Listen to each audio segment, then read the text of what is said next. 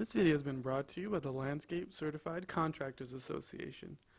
Due to the membership support, we're able to bring content to each and every one of you. If you have a topic or a product you'd like us to review, or if you want to become a member, visit www.irrigatortech.com and hope to hear from you soon. Enjoy the video. So not even half of the group does. And the rest of you, anybody, why would you want to know how to schedule a controller if you don't have that job to do? Just for information? Let me try another tack. Is there anyone here who could care less about how to schedule a controller? And don't be embarrassed. You know, scheduling a controller is a pretty hard job. Now, it's easy if you don't do it right. Simple. You just go in and you put 10 minutes on all the shrubs and you put 20 minutes on all the turf, and you're done. The problem is that you're going to be overwatering some and underwatering others, and you're going to be dumping a ton of water down the gutter and into the sewer. Because most of our spray heads, the conventional old school ones, put out Katrina rainfall. And the soil just can't accept 1.5 to 2 inches of precipitation an hour. That's like a rainstorm coming through, a major rainstorm. They look benign, just little spray heads popping up, fan spray going out on the ground, but they're putting out some serious water. So if you have clay soil and a slope, your water is going to run off in 2 minutes. It's that simple. If you have sandy soil and you water that long, you're pushing the water past the roots, and all water that goes past the roots is lost water. So it's just, you know, you'll send it to China eventually, but you won't really be putting it to the target, which is the root zone, which typically in the ornamental landscape area is anywhere from 3 inches to 8 inches. If you've got 8 inches, you have a sandy soil.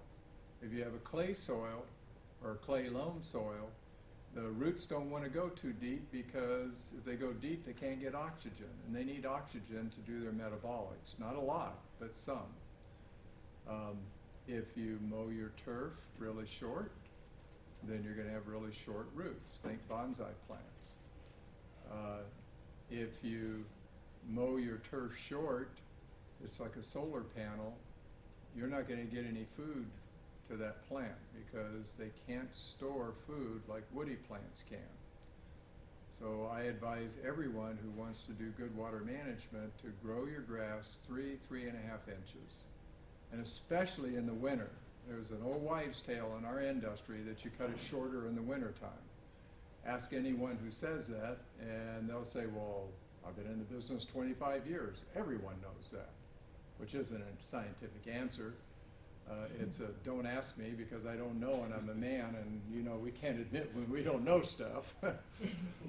So the reason is because the turf doesn't store food like woody plants do in the stems and the roots. It has to make food every day. And when the sun is low on the horizon, short days, it's not getting a lot of solar radiation, so it's not producing a lot of energy. So that's when you have to grow it even longer. So longer in the winter, shorter in the summer if you have to, but longer is always better, because it shades out the weed seeds so they don't germinate, the plant is healthier, the roots go deeper, so you have a bigger reservoir to water too, so you can water less frequently. How many here are interested in being professional water managers?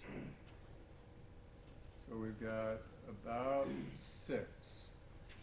Well, I make between $75 and $150 an hour doing water management, which is not my main job.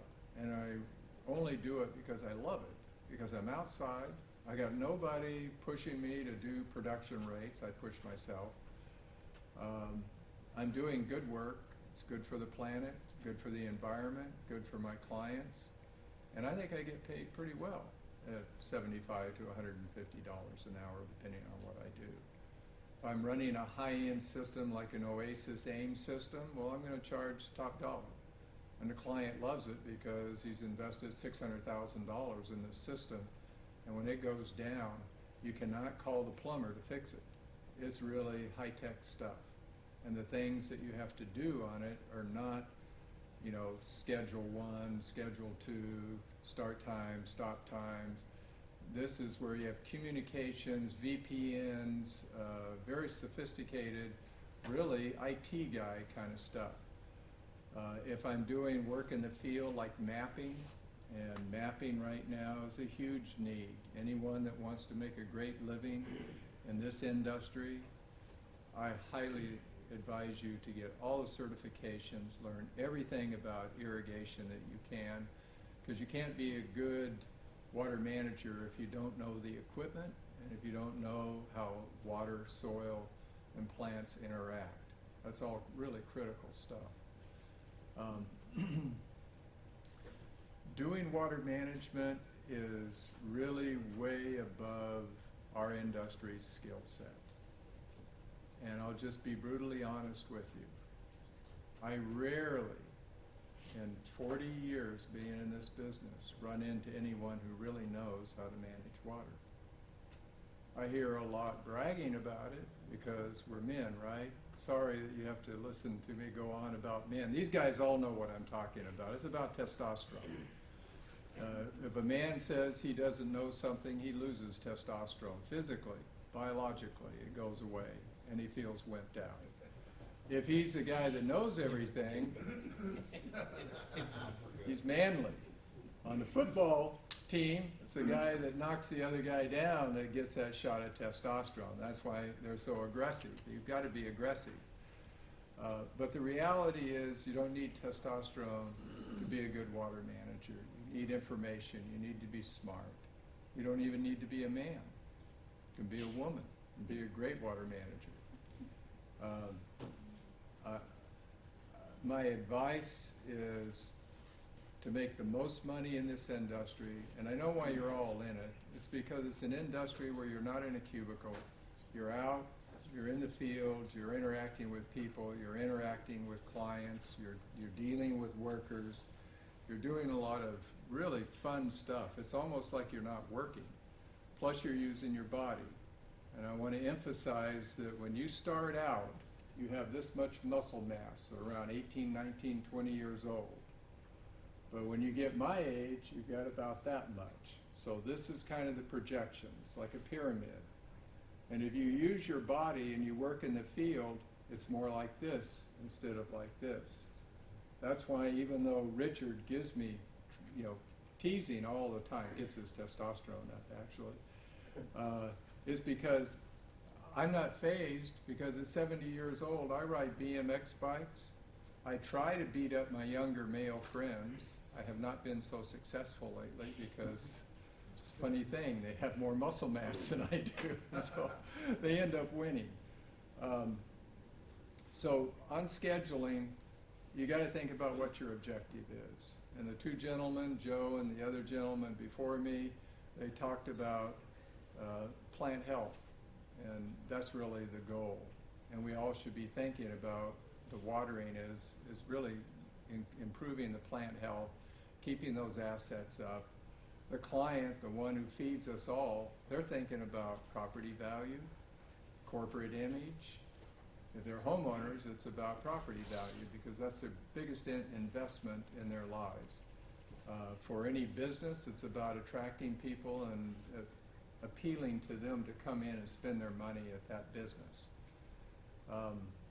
So keeping the plants healthy is a subliminal as well as an overt thing. When people look at a landscape, it says a lot about the organization behind it. And if it isn't very healthy, then if it's a hospital, and I take care of a lot of them, then they think, gee, if they can't take care of the plants, how are they doing with the bodies? Probably not very well. Buying a home. Anyone will tell you, any real estate professional, that the landscape is part of the staging. It has to look good. So we're really watering for plants, not to save water. But we've wasted water as an industry on such a gross level for so long that now we've created our own opportunity to make a ton of money because it's there to be had. Again, I go into properties. I mean, look at this one. $84,000 saved over what used to be spent for water. And when I say spent, I mean in the past they used 100 units on average. Now they're using 50. I'm multiplying 50 in this algorithm times the current cost of water per unit. So as the cost of water goes up, those savings go up. Every new increment of saved water over what used to be used becomes a huge number. And financial people who actually give us money to do the things that we do, they're looking at this number. This is the one that the agronomists look at. This is the scientific one. This is current period. This is year to date. This is over all time that the program's been in place. So when you're doing your scheduling, there's a lot of people at the other end of the pipeline that are wondering, what are they getting for the efforts that you're putting out? Number one should be great plants. Number two should be efficiency in using the water. Plants are very efficient if you give them less water. If you give them more water, they're just like us. They waste it. They're not efficient. So the goal is to give just the right amount of water to every plant. And the key to that, in fact, I'll even call it intellectual property, is to come up with the perfect base schedule. And you can do that in any summer month, because summer is when you do your benchmarking. July typically is the hottest month. So if you can get the schedule just right then, you've really hit a home run, because that schedule can be carried over to every other month and incremented either up or down depending on whether it's a hotter month or cooler month. So to get a good schedule, you have to know what you're watering. A water budget, a schedule is made up of line items on a budget. So an office budget could include typewriters, it could include computer equipment, it could be papers, staples, all of that stuff. But in the landscape irrigation, water management is just valve 1, valve 2, valve 3, valve 4, then the next controller, valve 1, valve 2, and those are the line items on the budget. And you can't manage that budget if you can't manage the line items.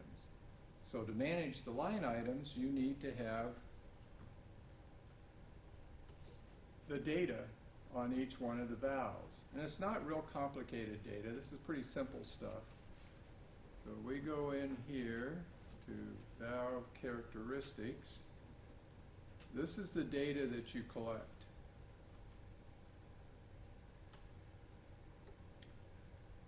Basically, flower, lawn, ground cover, shrub, tree, native. That breaks down really the categories of water need. Lawn needs a lot more water than ground cover. Ground cover needs slightly more than shrubs and trees, and natives require very little water. Xylosma would be considered a native. Even though it didn't come from here, we call anything that's drought resistant a native plant, because we want to keep the categories really simple. This is software that we make and use with large corporate campuses to manage the water. The type of head that you're using determines how much rainfall per hour you're putting down. So if you're putting down very little water per hour and you have very high water requiring plant, then you're going to have to water a lot to get enough down in the root zone. But it's a lot of math to figure that out. The climate is the next major driver. If you're in full sun, boy, that plant's going to be swamp cooling all day long, trying to keep itself from expiring because of the heat radiation. If it's in full shade, it hardly needs any water at all because there's no solar radiation. The slope is really critical on how long you can run any particular cycle time. If you're watering too long a time on a cycle, and it's running down in the gutter, that's pretty simple. You're wasting the water. And you're doing erosion, and you're doing pollution.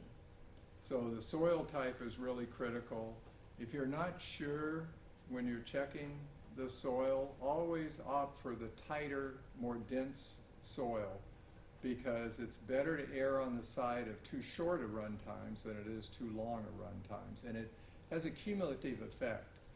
So if you call a clay soil a clay loam soil, and I mean literally you can mold things and fire them and it'll get hard in a kiln, then what you're doing is you're incrementally overwatering every time you water from then on. So it's better to say, you know, this is kind of more on the clay side.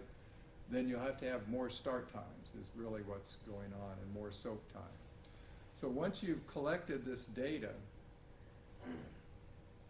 then you need to do a schedule, because now you have something to work with. So we go in and say, let's calculate. This is all automated.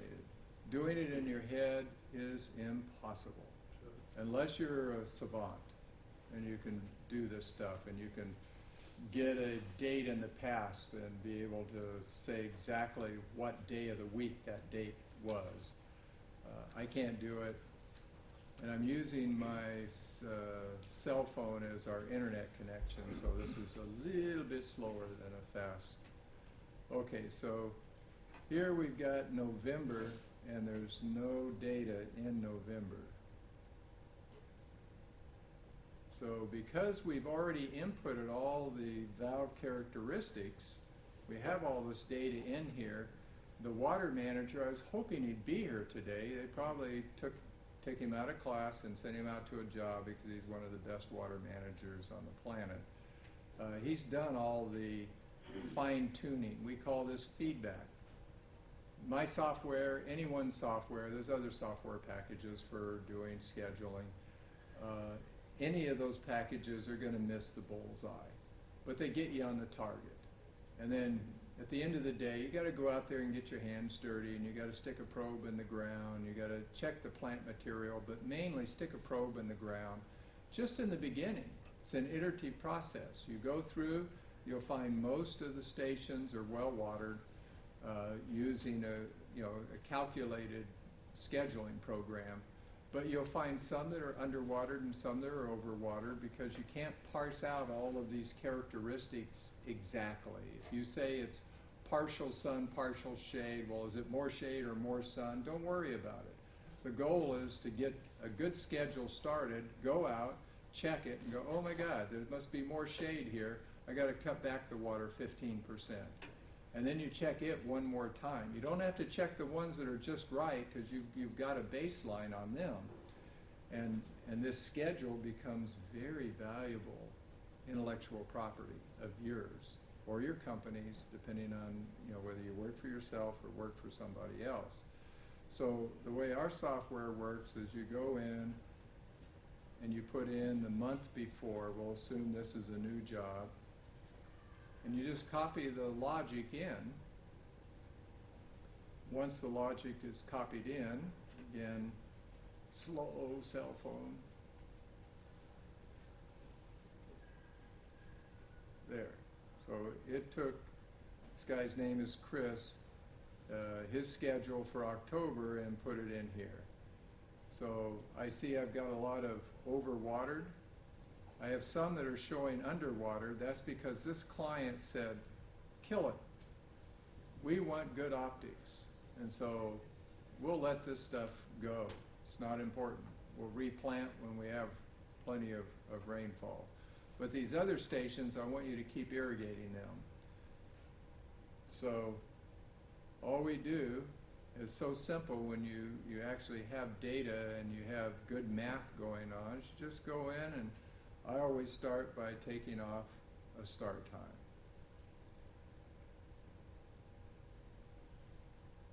And that one did not get us any blue, so I'll take another start time off.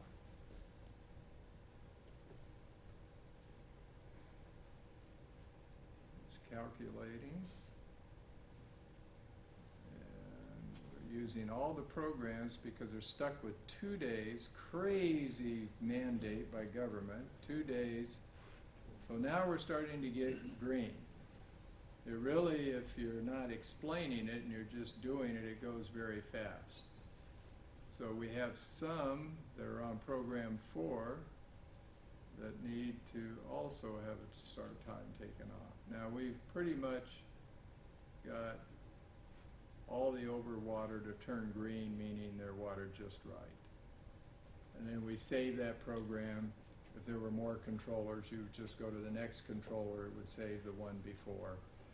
And so I'm not going to save this because it's his schedule. I don't own it, so I can't update it. So we'll go back to the results. And the results are, you're going to see how we said, here's how much water you have, and you'll see this guy has really managed the water, kept the plants healthy. I know because I do quality inspections on their work, this company's work. And here's the budget.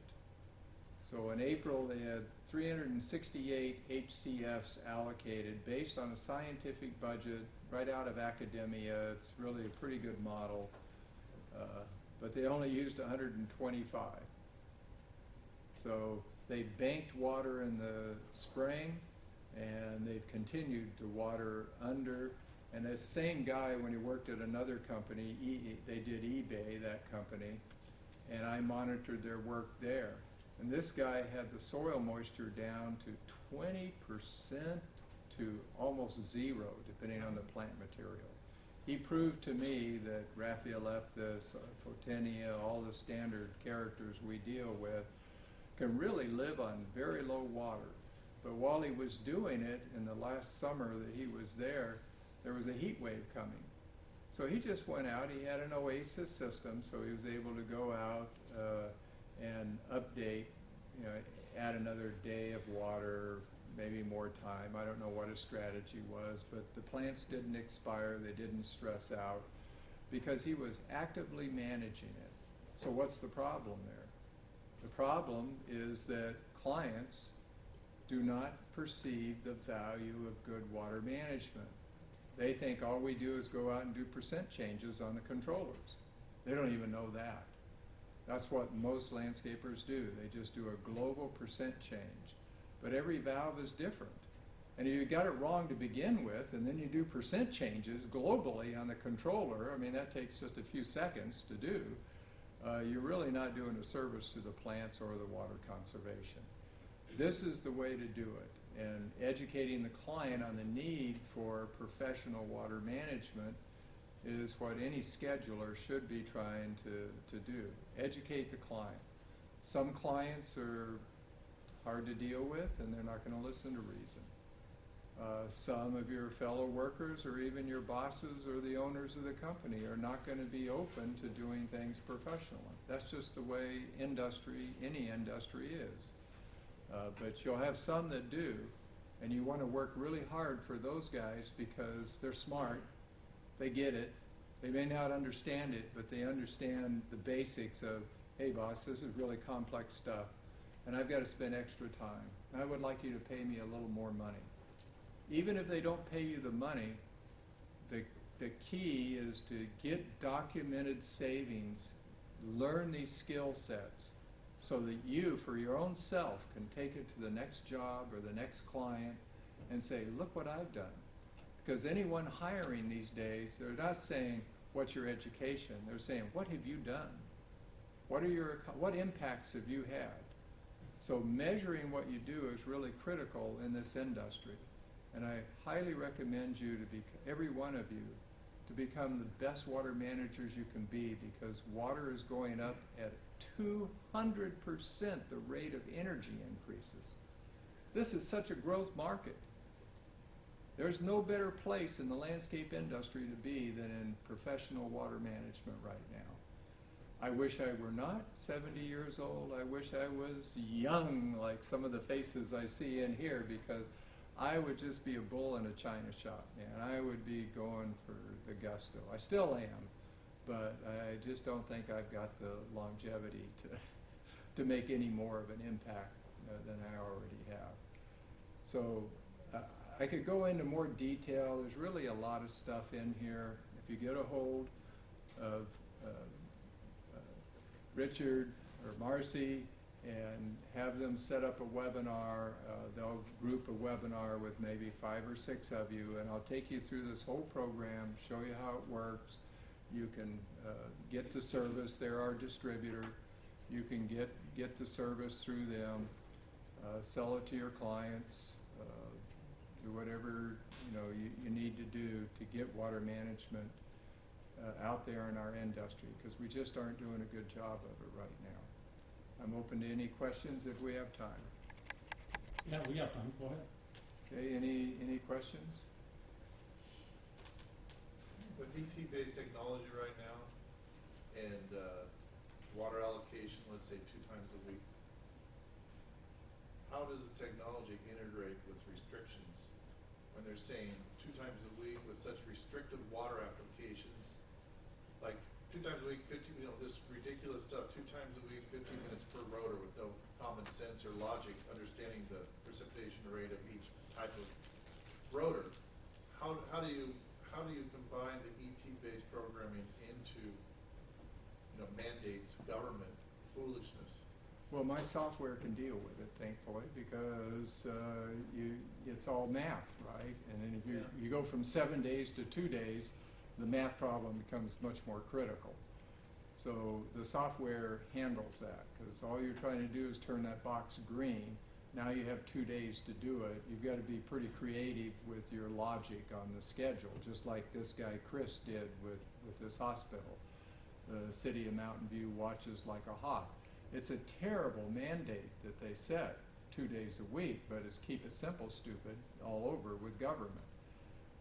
They should be making tools like this available to the industry and homeowners so that they can do the scheduling and have 7 days and not have all this stress. What we're getting now is huge runoff.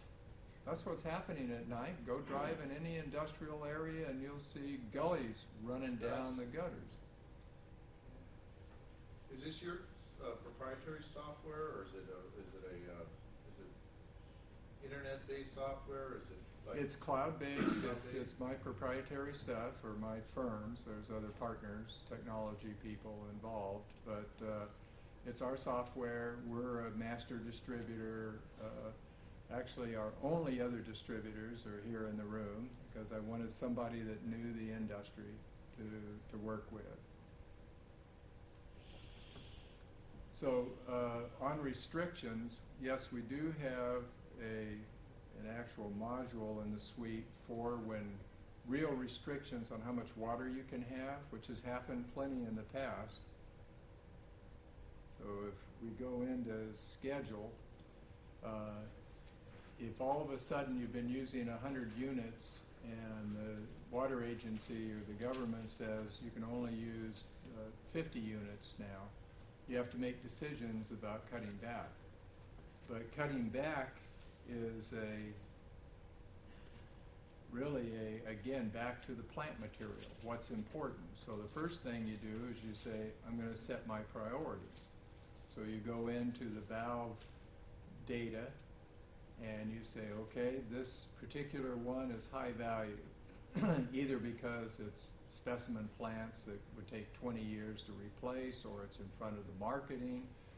This one is a low value valve. The plant's in this valve because it's easily replaced, or it's on the back 40 and we don't really care what it looks like.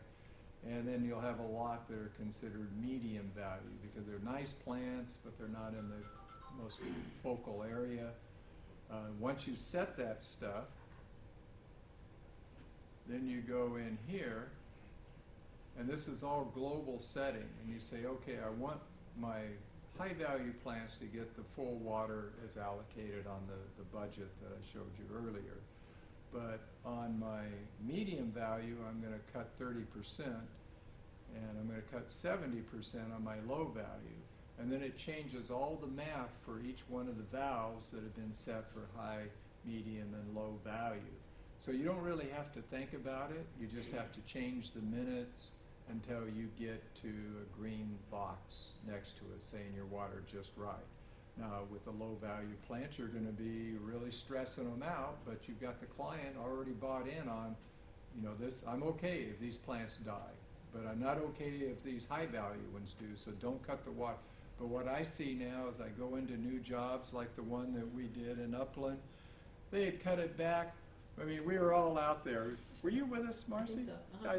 And we're out there, and my soil probe, patented soil probe, was banging off the ground. We couldn't get it in the ground. It's a harpoon. It's not a coring tool. They had basically, the board had said, hey, we got to cut back water. And the landscaper said, no problem. And they cut it back 60% or something.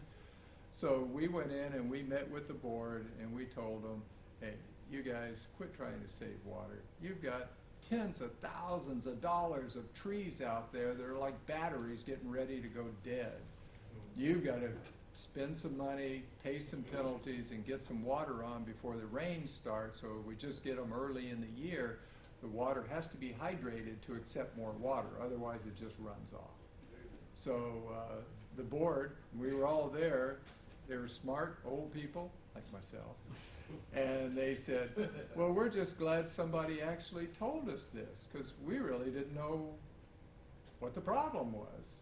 We just heard that water was short and we're going to get penalized if we use too much.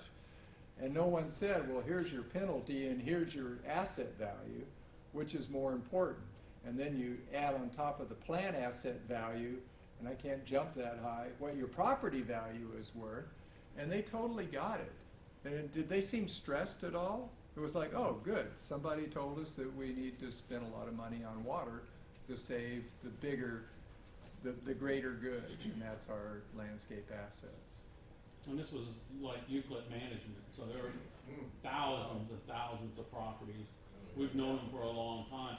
And we work hand in hand with the maintenance company. The maintenance company does, so, I mean, we don't get in the way, we just kind of help the maintenance company look at these things. There's a lot of mow-blow, maintenance companies out there, and they need a little help in the irrigation. So what we do is we come in and we get Dave's program in and we help manage. They do the work. We don't go out and do anything. We're just helping them make better decisions. And we promote them. Yeah, and we promote them, so that same landscaper wants to give us more and more stuff because his knowledge base that's in his company just isn't there. And so we're able to help them, and they're here. Here's some more clients here, and Euclid's happy because they're saving and everything's still looking good. So it looks good for Irrigator Tech. It looks good on our certified people. That's what we want to promote is people that belong and work with us are doing great work, And so we support them with this program that Dave has, and they still get to do all their maintenance. It's just that little niche of doing the water, they don't have the talent within their company to be able to grab that and have a program like this. So we just work hand in hand with any maintenance company that wants to look and take this to the next level. How many people here work for a maintenance company? Okay, I did that for 20 years. The hardest thing I've ever done in my life, bar none. I've been in aerospace, retail, banking, lots of grunt jobs, but running a landscape company was the hardest thing I ever did. It's thankless, day after day, early in the morning starting. Those of you who haven't worked in a maintenance company don't realize the hundreds of things that have to be done on a regular basis. There's chemicals, there's water, there's plants, there's trash, there's problem clients, there's employees problems, there's all these issues. So it's pretty challenging. Sir, you had a question in the back? Thank you, sir. So this program you have, this is kind of outside of your standard irrigation controllers. This is like a supplemental. As I'm looking at this and some of the smart controllers that I deal with, which are the larger systems, this would be a separate thing that it doesn't interface with the existing controller. Well, this goes beyond just the scheduling. This goes into the financial end and the budgeting, and being able to show the whole dinner to the client, not just one entree. One entree is I've got automated equipment right now that's doing the schedule changes as the weather changes. We hope it was set up right. We hope it's not buggy. And it is. All of our software was very buggy in the beginning. We had a lot of fixes to do, and everybody does that does software. It's just the nature of the business. But the real issue out there is not your hardware working right. It's does your client understand the problem and what you're doing for them. If you're running those high-end systems, then you're a pretty knowledgeable guy, because they're not easy to run. I know, because I do it. In fact, the one guy I was hoping would be here, I mentored when he was a younger man. Now he knows more than I do, and he starts telling me how to do stuff in front of my clients. As we're at the Kiva, I love it, because that's the goal, is that young people always get smarter than we are, especially the kids. Yes, sir.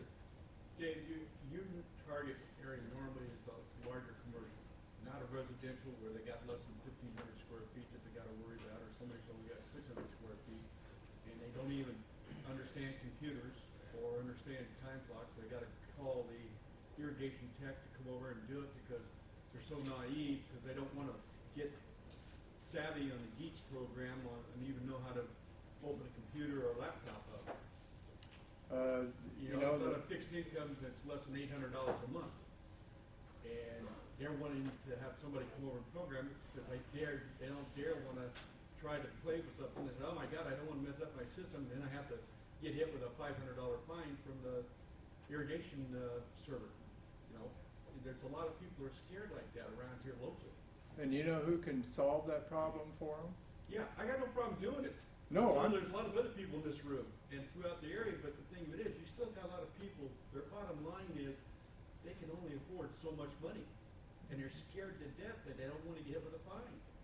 And they don't want their property value to go down, and there's a lot of pressure and not a lot of knowledge. That's why I'm saying this is the Oklahoma land rush right in front of us as an industry, but our industry isn't picking it up.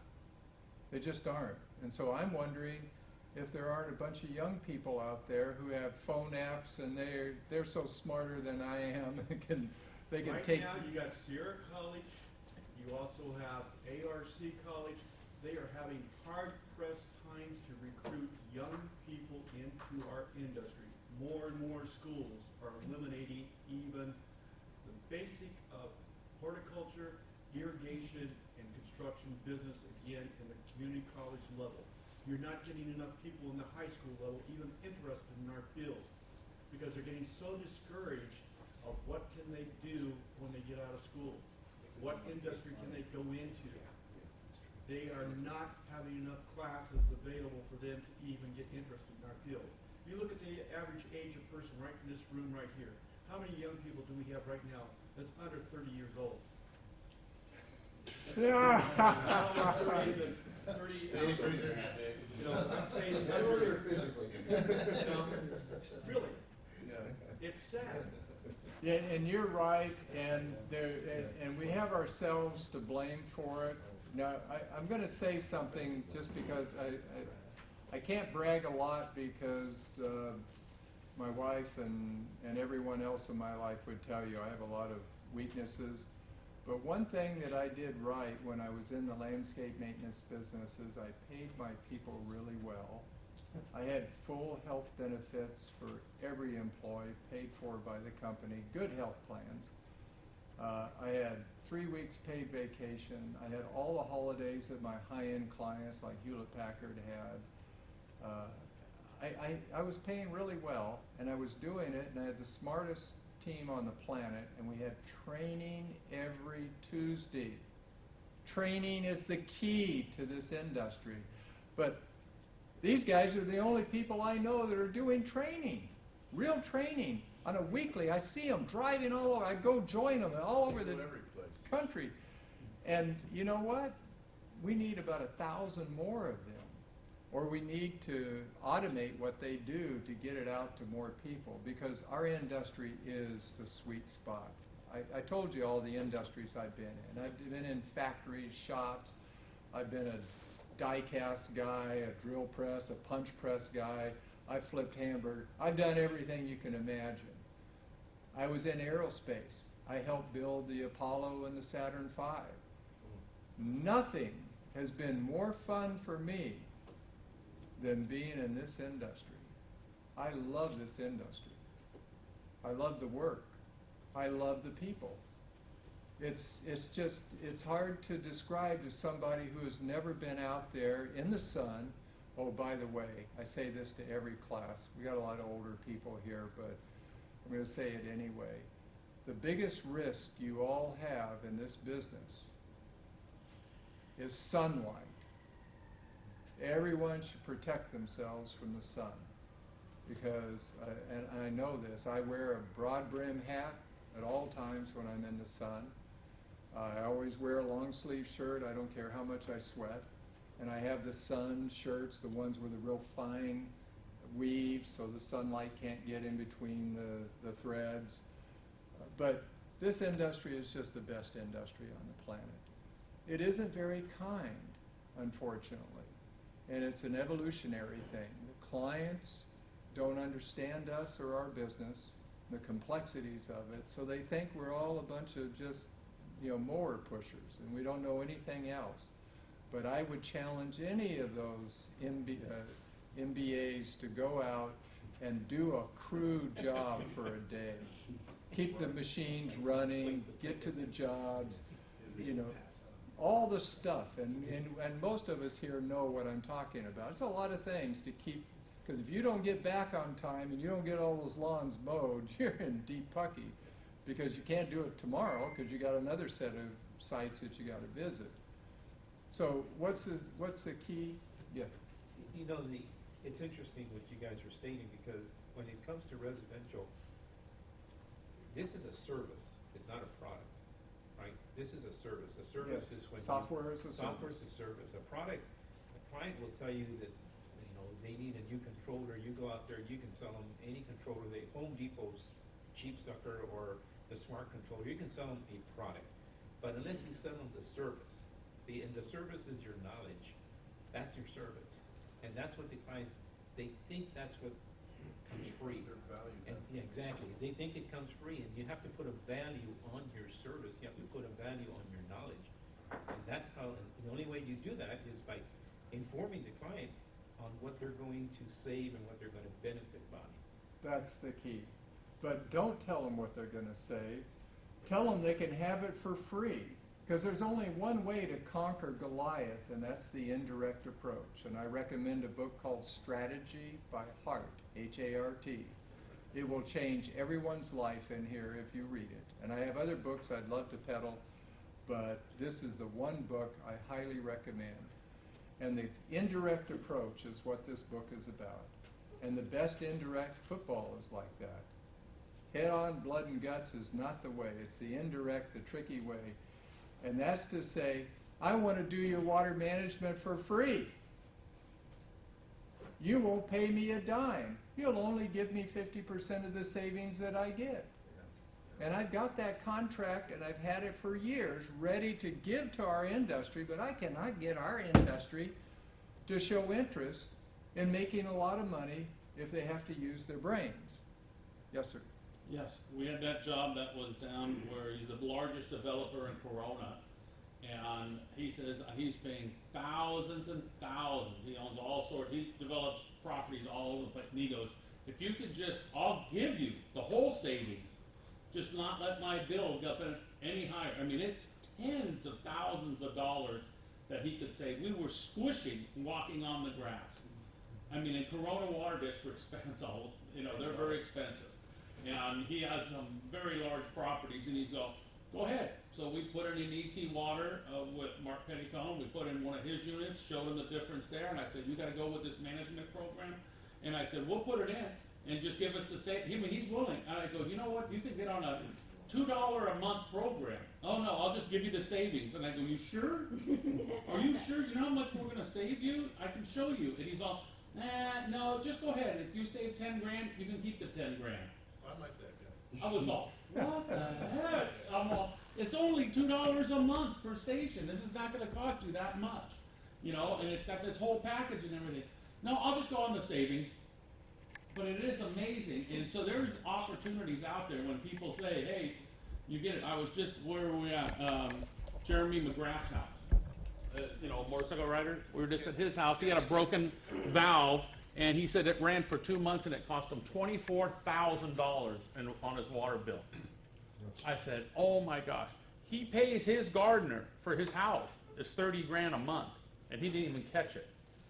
He didn't even catch it. I was like, "You paid this guy to maintain your house $30,000 a month?" You know, I'm all, geez. And he didn't even catch. And then Jeremy just happened to go down another driveway. I mean, he has a big house. Another driveway, and saw the water running, and then he turned it off. So he goes, "Hey, I need you to come out here and get a water management program and stay on top of my gardener and help him catch these things on water management." I mean, you know that we're going to save him a huge amount of water on that. I mean, the guy's just not watching the nozzles, not watching everything. I mean, we could easily save him 25, 30% on his water bill by just having and keeping the gardener watching everything. And the right flow meter just catching all the nozzle changes and all the nozzle stuff on it, and the high flows and the low flows. So there is, you know, it doesn't seem that, but if you can offer someone, say, "Look, this is your water bill, this is the savings, you don't want it, you want to stay here, can I have the difference?" They're all like, "Go ahead. Here, that's $5,000, $10,000 a month. That stuff adds up." And they can't Accounts cheat. like If that. they agree that if you reduce their water bill, and we've set it up so it's auditable, and we've been audited by the city of San Jose, by financial departments of big property management firms, everything's soft copy, everything is right from a bill. There's no arguing. Now, some people say it's tricky because, like I told you earlier, if the cost of water goes up, then your savings go up if you continue to keep the volume of use down. So it's just like there's a huge amount of money to be made by our industry. But I'm not thinking our industry is going to step up to the plate. I'm even surprised that some companies can, some have, but many have just not seen the opportunity to get new business, all other business, simply because they can manage water really well.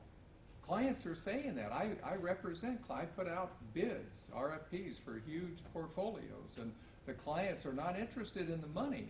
They're interested in the service. And they just can't get anyone to come in and say, "Look what we've done." And the ones that can are the ones that get the jobs. Yes, sir. Should the science and the clock talk to the soil, or should the soil talk to the clock? If you have a clock with a well-designed program, and you have a well-designed irrigation system that is on a zone-by-zone basis, match precipitation rates, and developed around the microclimates as close as you can to that zone, could you not use a moisture sensor as a tool set to the base saturation rate of the soil, based upon the soil type and the water holding capacity of the soil, to bypass the neutral on the valve, to override the program, to go ahead and only allow the base saturation rate to be achieved, and then irrigate the reservoir on that based upon the soil moisture gauge. So I just spent 2 years working with Baseline. I don't know if you've heard of Oh, yeah, this. very, very, very well. I'm very impressed. Yeah. Just New a- York, trades of New York, yeah. They're out of Idaho. No, but they did the towers, Twin Towers. Oh, okay. Yeah, They're at Facebook, the 17 of those moisture panels. I think Dolly Chris did that project. You guys did a great job on that. Thank you. They grew the We have white that oaks, the animal white oaks they had grown in a specific area specific for that. They did a great job on it. Well, I can tell you that I was a skeptic because I have been hoodwinked on soil moisture sensors over the years to the tune of thousands of dollars, and then had them tested and found out they were 30, 40% off. But I've been closely monitoring this particular site, and it's just been flawless. Now, the installer put 2 of the moisture sensors in the wrong place. They had foliage covering it, it wasn't getting any sprinkler raindrops on it, and so it was giving false data. But we moved it, it wasn't a big deal. And it's just been working great, and it's been almost maintenance free. But I think I heard you say if we had one, like they have up to 4 moisture sensors on a system. They should have more, I'm sure they will in the future. So we had one for full sun turf, one for medium sun shade turf. We had one for full sun shrubs and one for shade shrubs because we had all those conditions predominantly. And then we changed the schedule. And I like being able to adjust the schedule to fine tune it, kind of like this feedback system that I showed you. So I like that, but I had another manufacturer, a large irrigation manufacturer, say to me, a rep, a pretty smart guy, he said, Dave, ET is the same as the soil moisture sensor, and you don't have the maintenance of that sensor in the soil or compaction or plants growing over it or whatever, the one head right where that one is getting clogged, those issues. We haven't had those problems with the baseline. You can adjust, if you do this